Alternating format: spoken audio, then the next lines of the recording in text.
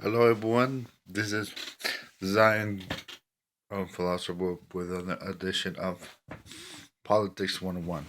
And today I want to continue the series Is the Economy Stupid? Basically, um, uh, a review on economics for dummies or, or for people who are economically um, illiterate. Not that you guys, but most people who are embrace embrace things that they don't really know about, like socialism and other forms of centralized economies. Um. So um. Yesterday we started to talk about the flaws of socialism, and we talked about the first flaw in socialism was the flaw of inability to manage scarce resources. Because I mean, the reality there's only so much resources in the world that you cannot provide everything to everybody. So, um, so today we're gonna talk about the limitations of centralization. Now, um, just so we can understand where I come from in in school we studied about two business models that are commonly used in the world of in the market today. Two type of business models um are two type of organizations that are used in business are the vertical organizations and horizontal those are organizations. Now, vertical organizations are are pretty much how it sounds. It's a really top down organization. Um they have a hierarchy. They have from on the top they have president or CEO, um, down to the vice presidents, down to the managers, down to supervisors, and down to the employees, basically.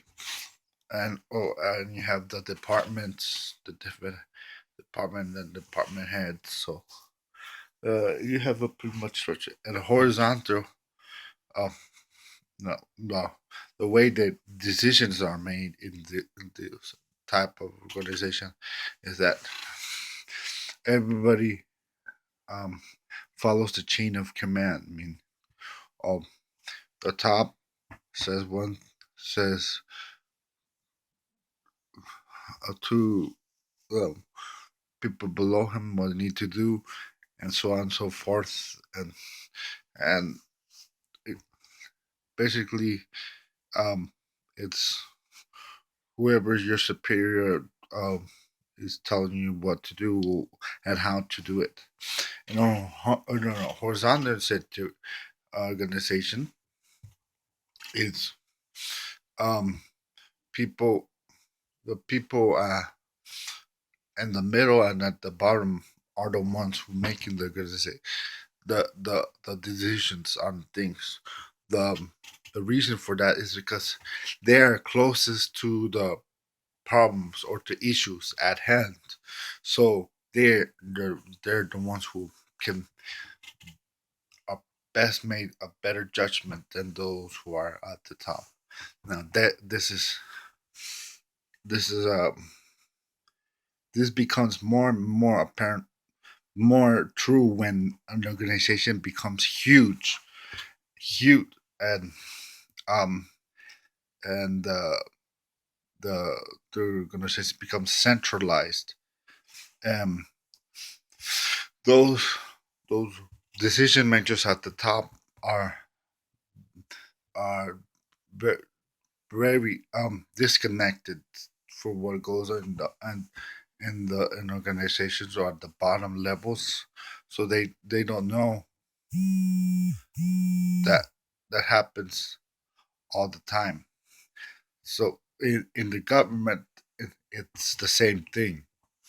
Um, um, uh, in when it's a market based um, uh, in economics society, in a market based economy, we we mm, decisions are made by individuals over the resources to like supply and demand. The we um the the customer or the the warehouse manager, whatever, um, demands, and the the warehouse corporate provides the supply, and it's the day demands determine the supply. But in a centralized economy, um, it's very difficult to predict what the demand will be, and that's why there is the potential of either surpluses of a product or shortages. Uh, Take a good example for oil. Let's say in the middle of uh, of the desert, Arizona, New Mexico, Texas. Someone there's a gas station, and um and and there's really in the centralized structure, you wouldn't really know what the what the demand for in that gas station is. Only the store owner knows how much how much of gas is used. So he orders. But if the gas were nationalized, you would you would there would be the centralized would set an amount of quotas of production of barrels every day and send it to the various gas stations. And you either had too much gas, in that case, to send to this station.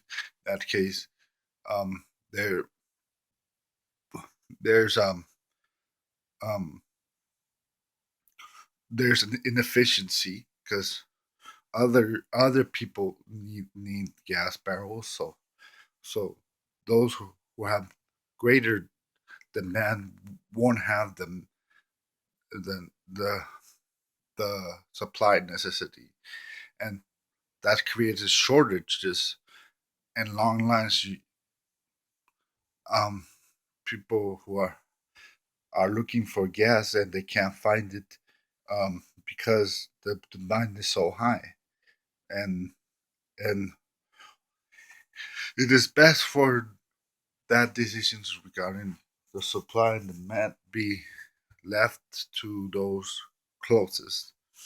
So that's why um, centralization, socialism is centralization, meaning um, um, the people in government, people will be in charge of what to do with the nation's resources or money, whether it be money, oil, or whatever has been nationalized. Healthcare, the the central planners have, but they have limited information, so their the estimates may be um, um, too high or too low, and that causes great inefficiencies.